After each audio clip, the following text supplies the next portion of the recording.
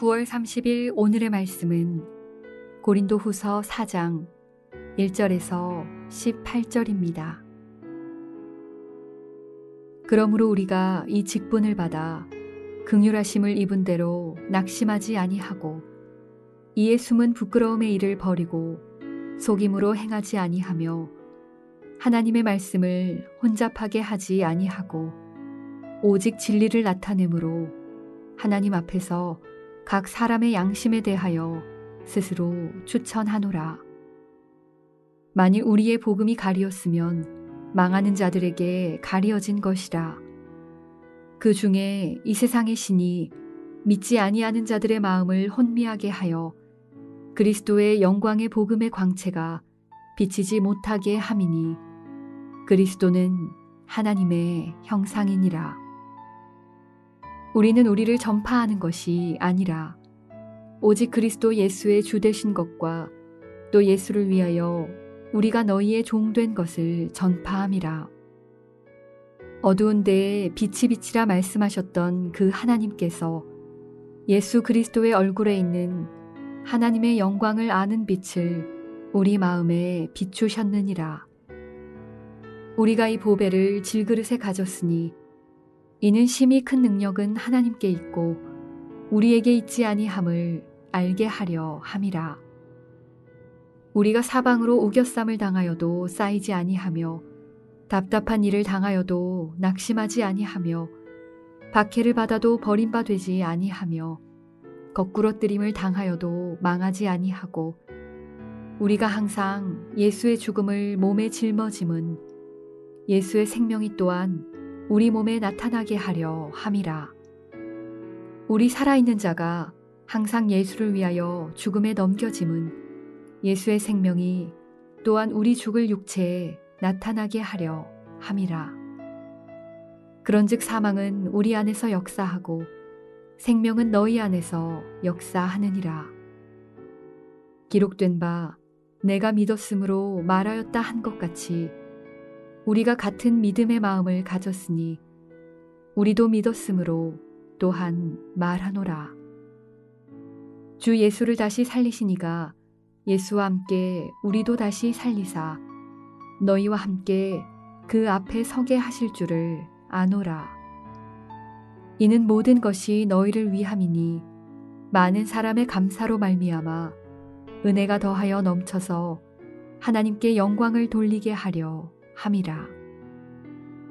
그러므로 우리가 낙심하지 아니하노니 우리의 겉사람은 낡아지나 우리의 속사람은 날로 새로워지도다. 우리가 잠시 받는 환난에 경한 것이 지극히 크고 영원한 영광에 중한 것을 우리에게 이루게 함이니 우리가 주목하는 것은 보이는 것이 아니요 보이지 않는 것이니 보이는 것은 잠깐이요 보이지 않는 것은 영원함이라. 바울은 일평생 오직 예수 그리스도의 복음을 위한 삶을 살았습니다. 복음을 위하여 일평생 헌신하고 최선의 삶을 살았죠. 그런 과정 가운데 바울은 참으로 많은 어려움들을 겪었습니다. 특별히 우리 예수님을 믿지 않는 유대인들로부터 많은 박해와 핍박을 받았습니다.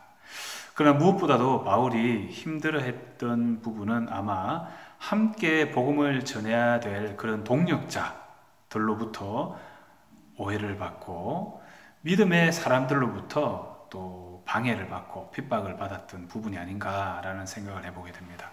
고린도후서의 배경이 되기도 하는 내용이죠. 고린도후서는 특별히 바울의 개인적인 내용들이 많이 나타납니다. 부득불 자기가 환상을 본 것이라든지 부득불 개인적인 그런 자랑을 하기도 하고요.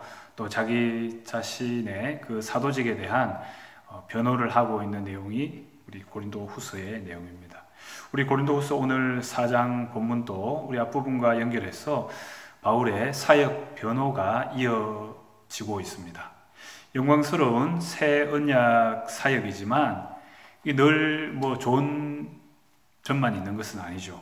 늘 긍정적인 모습만 있는 것이 아님을 보여주고 있습니다. 때로는 어려움이 있을 수도 있습니다.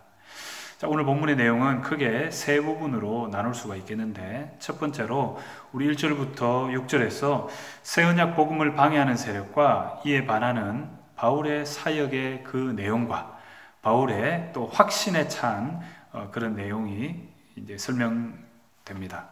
그리고 두 번째로는 우리 7절부터 15절인데 사역에 수반된 고난과 그것을 견디는 목적을 언급하고 있습니다. 그리고 마지막으로 우리 16절부터 18절에는 고난을 견디게 하는 미래의 소망에 대한 내용이 나옵니다. 바울이 많은 어려움 가운데서도 확신을 가지고, 바울이 많은 어려움 가운데서도 좌절하고 낙심하지 않았던 이유는 무엇일까요? 바로 정체성이 확실했기 때문이죠. 자기 직분에 대한 정체성, 그리고 자기가 전하는 것에 대한 그런 확실성이 있었기 때문에 바울은 좌절하지 않고 낙심치 않고 복음을 전할 수가 있었습니다. 먼저 우리 5절 말씀에 한번 주목해 보십시다. 우리는 우리를 전파하는 것이 아니라 오직 그리스도 예수의 주 되신 것과 또 예수를 위하여 우리가 너희의 종된 것을 전파함이라 라고 하고 있습니다. 자기 자신을 전하는 것이 아니죠. 전하는 것이 훨씬 더 크다는 것을 이야기하고 있습니다. 바울은 자기 직분에 대한 그런 확실한 사명감이 있었고요. 자기 정체성에 대한 확실성이 있었고요. 무엇보다도 바울이 전하는 것이 바로 나를 위하여 십자가 지신 예수 그리스도시라는 것, 하나님의 아들 예수 그리스도를 전한다는 것, 이것에 대한 확실성이 있었기 때문에 바울은 좌절하거나 낙심치 않았습니다. 우리 이어서 7절에 한번 보시면 우리가 이 보배를 질그릇에 가졌으니 이는 심히 큰 능력은 하나님께 있고 우리에게 있지 아니함을 알게 하려 함이라 라고 하고 있습니다. 역시 비슷한 분위기로 이어지고 있는데요. 우리는 질그릇과 같은 존재이죠. 연약한 존재들입니다. 깨어지기 쉬운 존재들입니다. 그러나 이 질그릇에 가진 것이 뭐냐? 바로 보배를 받았다는 겁니다. 예수 그리스도의 복음이 보배로 이렇게 비유되고 있는 거죠. 이는 심히 큰 능력은 하나님께 있다라고 이야기하고 있습니다. 내게 있는 것이 아니라 하나님께 있고 예수 그리스도에게 있기 때문에, 그 다음에 이어서 우리 8절 9절에 우리가 사방으로 우겨삼을 당하여도 쌓이지 아니하며 답답한 일을 당하여도 낙심치 아니하며, 답답한 일을 당해도 낙심할 필요가 없다는 겁니다. 박해를 받아도 버림받지 아니하며 거꾸로 떨림을 당하여도 망하지 아니한다. 바울은 이런 확신이 있습니다. 바로 예수 그리스도의 복음의 그 확실성과 그 복음이 얼마나 큰가, 그리고 그 하나님의 능력이 얼마나 큰가, 이것을 바울은 늘 인식했기 때문에 승리할 수 있었던 겁니다. 그리고 우리 마지막 부분에 보면요, 우리 16절부터 18절 부분인데 고난을 견디게 하는 그 미래 소망에 대한 내용이 나옵니다. 그러므로 우리가 낙심하지 아니하노니 우리의 겉사람은 낡아지나 우리의 속사람은 날로 새로워지도다. 우리가 잠시 받는 환난에 경한 것이 지극히 크고 영원한 영광에 중한 것을 우리에게 이루게 함이니, 지금 받는 환난은 잠깐에 불과하다는 겁니다. 우리가 주목하는 것은 보이는 것이 아니요 보이지 않는 것이니 보이는 것은 잠깐이요 보이지 않는 것은 영원함이라. 여러분, 바울의 이 고백이 느껴지십니까? 여러분들에게도 와 닿는지 모르겠습니다. 바울의 이 고백 우리 한번 생각해 보십시다. 바울은 그 사람에 주목하지 않았습니다. 바울은 속 사람에 주목을 했고요. 바울은 보이는 것에 주목한 것이 아니라 보이지 않는 것에 주목을 했습니다. 바울은 잠깐 있을 것을 바라본 것이 아니라 영원한 것을 바라보았습니다. 그래서 바울은 승리할 수 있었던 거죠.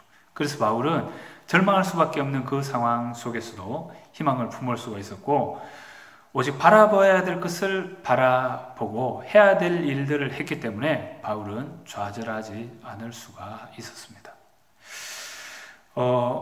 오늘 저와 여러분은 어떻습니까? 저도 오늘 이 말씀을 읽고 나는 과연 바울과 같은 그런 정체성과 확실성을 가지고 있는가 한번 생각해 보게 됩니다. 여러분들은 어떠신지요? 바울이 자기 직분에 대한 정체성과 또 자기가 가진 것이 얼마나 대단한 것인가 라는 그런 확실성을 가질 때에 믿음으로 승리했던 것처럼 우리 역시 우리가 가진 것이 얼마나 대단한 것인가 이것을 늘 생각해야 됩니다. 우리 역시 바울처럼 어려움을 겪을 수도 있습니다. 믿지 않는 사람들로부터 핍박을 받을 수도 있고요. 오해를 받을 수도 있습니다. 또 바울처럼 함께 우리 신앙생활하는 우리 교우들로부터 우리 성도님들로부터 오해를 받을 수도 있습니다. 아니 네가 뭔데 그 일을 하느냐, 아니 네가 뭔데 뭐 이런 소리를 들을 수도 있습니다.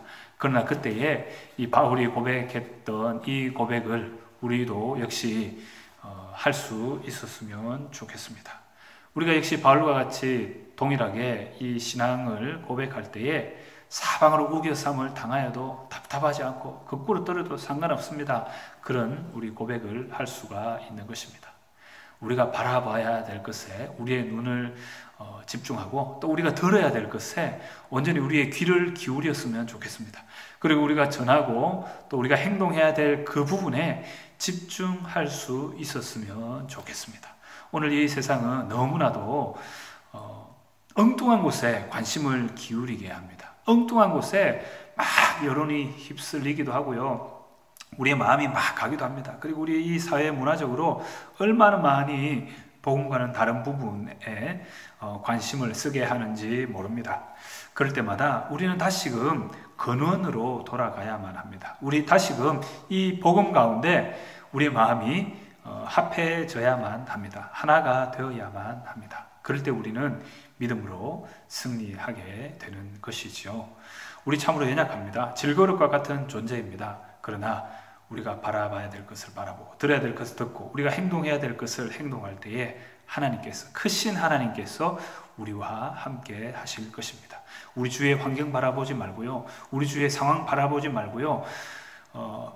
사람 바라보지 말고 사람 속에 역사하는 악한 것들을 우리가 물리칠 수 있었으면 좋겠습니다. 또 그 사람 가운데, 그 환경 가운데 역사하실 능력의 하나님을 바라볼 수 있는 우리 모두가 되었으면 좋겠습니다. 오늘 고린도후서 4장 이 말씀을 우리가 기억하며 오늘 하루 믿음으로 승리하는 저와 여러분들, 특별히 우리 추석 명절 가운데도 특별히 그리스도의 복음으로 승리하는 귀한 하루가 되시기를 바랍니다. 기도합니다. 할렐루야. 하나님, 은혜를 감사를 드립니다. 우리 직분에 대한 그런 정체성을 확실히 가질 수 있게 도와주옵소서. 그리고 오직 예수 그리스도의 복음에 대한 그런 확실성을 가질 수 있는 저희 모두가 되게 도와주옵소서. 오늘 하루 우리가 믿음으로 승리하기 원합니다. 특별히 추석 명절을 맞아 우리가 그리스도의 복음을 믿지 않는 많은 사람들에게 전가할 수 있게 도와주시옵시고, 우리가 가진 이 확실한 복음, 또 우리가 복음 전도자라는 확실한 정체성을 가지고 어떤 어려움이 오더라도 믿음으로 승리할 수 있도록 주님 함께하여 주옵소서. 우리 구주 예수 그리스도의 이름으로 기도드리옵나이다. 아멘.